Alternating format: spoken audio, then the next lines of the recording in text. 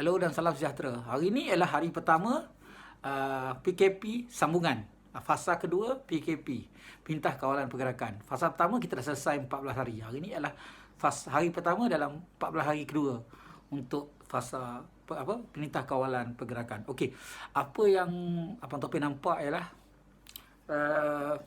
jika kita masih lagi bersikap sambil lewa, sikap ambil tak cakna sebagainya, kemungkinan benda ini, PKP ini mungkin terpaksa ditambah. Contoh ya, cerita dia, sekarang ni kita ada satu kluster yang balik kampung dipanggil. Kita balik dari luar negara contohnya. Sekarang ni. Okey. Ada juga Abang Topik dapat semalam maklumat mengatakan semua penerbangan yang masuk ke Malaysia, dia punya penumpang dia tu akan dikuarantinkan di satu tempat. Okey. Jadi bermula 3 hari bulan, kalau tak silap lah, berdasarkan apa yang Abang Topik dapat. Okay, itu satu cerita. Okey, jadi maknanya semua yang balik tu, tak kisah siapa pun, dia akan dikuarantin selama 14 hari. Okey, satu soalan ialah di mana mereka nak ditempatkan satu lah. Okey, kita faham kerajaan mungkin ada facilities yang tempat hotel atau sebagainya untuk kawalkan benda ni. Okey, tapi kita tak tahu berapa ramai jadi yang tu.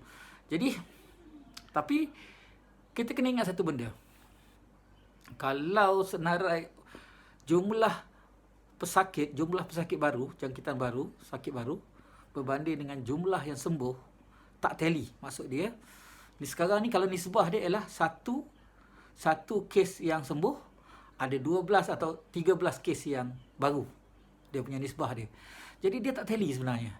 Selagi nilai itu tak dapat dikurangkan sehingga satu kes, satu sembuh, 5 kes baru, mungkin kerajaan mungkin akan stopkan PKP ni. Tapi selagi nisbah dia terlalu tinggi, saya tak nampak, Abang Topik tak nampak bahawa kerajaan akan stopkan PKP ni. Jadi kalau kita nak kawal situasi ni supaya tidak berlanjutan lagi, kita kena cepat-cepat buat stay at home, kuarantin kendiri dan sebagainya. Kita kena buat penjarakan sosial sebagainya. Tapi Abang Topik tengok, tapi Abang Topik dah round banyak tempat, masih sikap tu sendiri, sikap manusia tu sendiri. Jadi kita tak boleh nak ubah. Dan juga bila kluster baru ni, Abang Topik risau pun ada. Bila tengok mungkin kemungkinan tu ada untuk dia akan jadi lebih tinggi. Kemungkinan tak tahu, berat hati mengatakan kemungkinan itu ada untuk dia menjadi lebih sedikit daripada biasa. Mungkin 200 kes sehari. Jika dia jadi macam itu, memang nampak gayanya dia akan jadi fasa ketiga nanti. Dan mungkin berlanjutan PKP ni sampai hujung bulan. Dan satu yang masalah atas dia ialah, masalahnya bila orang dah duduk lama kat rumah sebagainya, orang dah tak ada kemampuan kewangan. Banyak orang tak ada kemampuan kewangan, kerja tak ada, pendapatan tak ada. Okey, yang bahkan gaji dapat gaji penuh tu kita tak boleh tikaikan. Yang dapat kerjaan dapat tu. Ni kita kena tengok dekat orang-orang, golongan-golongan yang tidak dapat facilities itu. Majikan dia pun majikan pun ada masalah juga untuk membayar gaji. Okey, itu yang mana kerja swasta. Jadi kita jangan tengok dekat company yang berhad, besar-besar macam Megah Holding dalam TV. Bayangkan, kita kena tengok dekat yang company-company small and medium, company-company kecil yang yalah, yang pekerja dia ada 200-300 orang, paling-paling bawah lah cerita dia, ataupun 2-30 orang, dan pendapatan dia orang sekadar cukup makan saja, nak cover bayar gaji, kos operasi dan sebagainya. Jadi diorang lah yang menjanakan. Tapi kalau diorang sendiri tak mampu, majikan tak mampu untuk menyokong benda tu, dan masalah.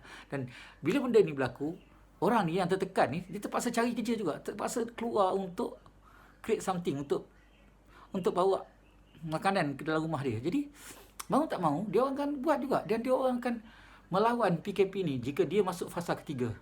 Kita tahu bantuan datang. Bantuan tu banyak yang tak boleh nak cakap lah. Cakap kan orang kata ada bantuan ni. Satu ialah yang Abang Topik tengok ialah mengikut puak-puak tertentu, dan juga sorry, macam mana nak cakap kalau kita cakap bantuan tu kata nilainya 100, tapi patutnya nilainya 100, tapi yang datang tu bukan 100, mungkin 30-40 ringgit je cerita dia. Pun ada juga kes macam ni. Jangan terkejut. Jangan kata, Abang Topik fitnah lah, apalah sebagainya. Bang, Abang Topik dah tengok lah benda-benda ni. Cuma, yalah macam tu. Ada yang kata, Atau kalau tak betul, report lah kat SPRM. Bye. Nak report apa? SPRM pun tutup, cerita dia. Jadi benda-benda ni is open secret lah, cerita dia. That's why, tapi nampak, memang kita kata nak membendung, nak mengawal, tapi tak ada solution atas benda-benda tu. Jadi, ini akan memberi beban juga, cerita dia.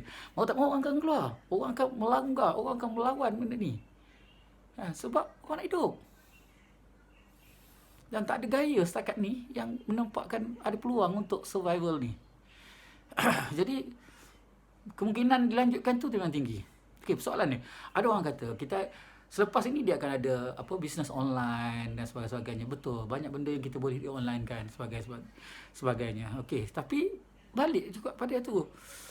Ada benda yang terpaksa juga pakai cash tunai. Bila pakai cash tunai, kita terpaksa beroperasi juga macam brick and mortar juga. Dan itu yang masalah dia. Contoh hari ni ialah 1 bulan April 2020. Dikatakan hari ini boleh mengeluarkan mengisi borang untuk atau sebagainya untuk KWSP akaun 2. Tapi pejabat KWSP tutup. Kalau alasan yang digunakan ialah kita nak COVID-19, cerita dia, kita nak kawalan PKP sebagainya. Bank komersial boleh buka. Boleh juga jalan kaunter, khidmat kaunter. Penjarakan sosial juga. Semua orang disinfektan tangan. Taruh pakai disinfektan. Pejabat bank ni, bukan saja bank swasta. Belum buat bank komersial. Kenapa pejabat KWSP tak boleh buka 1 atau 2 kaunter? Rotate lah orang tu. Mungkin hari ni dia bertugas, esok dia tak tugas. Rotate, bagi peluang. Mudahkan orang untuk mengeluarkan akaun 2. Yang katanya akaun 2 tu boleh dikeluarkan sekarang, boleh diisi borang atau sebagainya untuk dikeluarkan. Dikatanya kerajaan diperhatikan kepada rakyat. So, berikan peluang. Mudahkanlah. Dia kata apa? Okey, kalau susah tu pakai i-account online. Server pun jam. I-account, server pun jam. Kata yang ada, itu yang ada account. Yang tak ada account, kena ada register. You ingat tak satu kes dulu?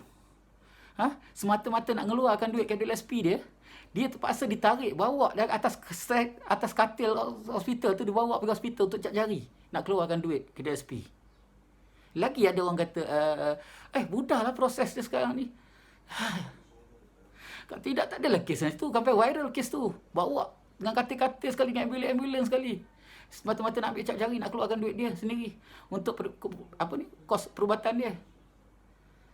Tolong tengok sikit. Jangan main cakap ikut sedap. Kalau nak backup lah, tak payah nak backup lah. Kalau benda betul kita cakap betul, benda salah kita cakap salah. Senang saja. Apa susahnya? Tak payah nak fikir-fikir. Sekarang ni kita cerita, KWSP patut memudahkan. Dah dibagi arahan kata 1 bulan. Ramai orang datang. Saya dengar kita dekat Sarawak, orang siap berkerumun, serbu.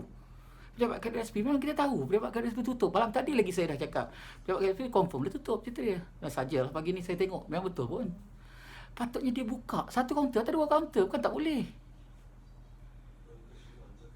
Takut. Bukan nak bersentuhan dengan manusia pun. Kita tak cermin. Buatlah special counter lah, contohlah tutup. Okey, orang tu angkat macam penjara boleh angkat telefon. Genggam telefon tu boleh disinfektan kan? Contohlah. Kenapa penjara boleh buat macam tu? Kenapa kita boleh buat? Fasiliti semua boleh dibuat. Cerita dia. Bezanya ndak saja. Ndak atau tak ndak buat. Pemudahkan rakyat untuk keluarkan akaun 2. Kalau betul nak benarkan rakyat keluar akaun 2, mudahkan.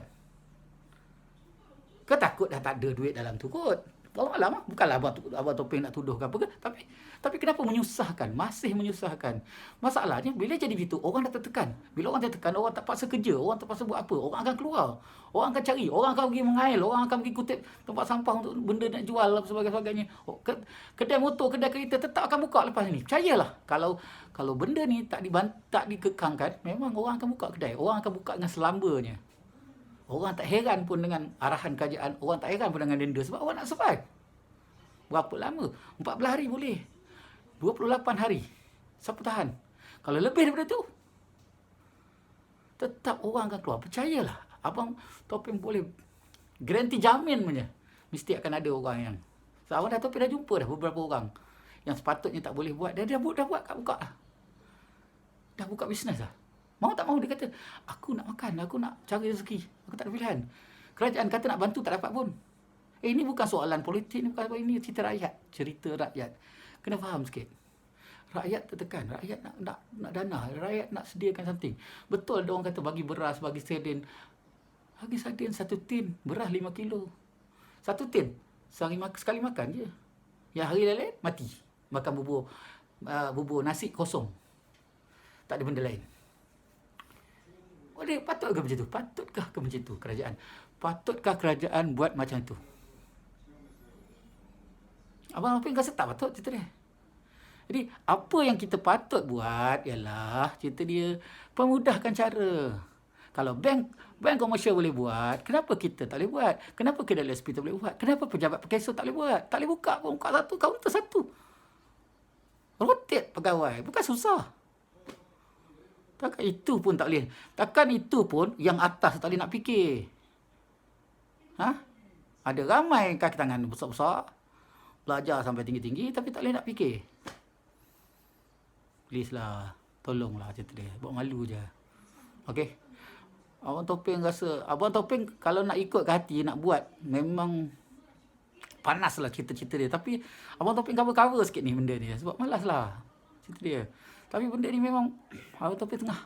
Bukan, Abang Topeng bukan cerita pasal Abang Topeng saja. Abang Topeng tak cerita pasal Abang Topeng, cerita ke orang-orang lain. Orang yang susah yang lain. Berlambak lagi. Jangan kita tengok kat kita je. Kita mungkin selamat, okey lah, sebagainya, bla bla bla. Tapi orang yang susah, itu saja pendapatan dia ada. Itu saja yang dia ada. Okey, mungkin kau jangan tengok kat kau senang. Macam ada setengah orang cakap tu kan, yang jual stapler itik tu, stapler itik harga RM80 tu. Kan? Kau cerita pasal kau kaya. Kau tak tengok orang yang susah bawah tu. Cuma kalau kau tak kaya, kau dilahirkan golongan susah, macam mana agaknya perasaan kau? Otak dia. Jangan sombong lah cerita dia. Kepada yang jual itik, stapler itik tu, agak-agak lah. Tak payahlah.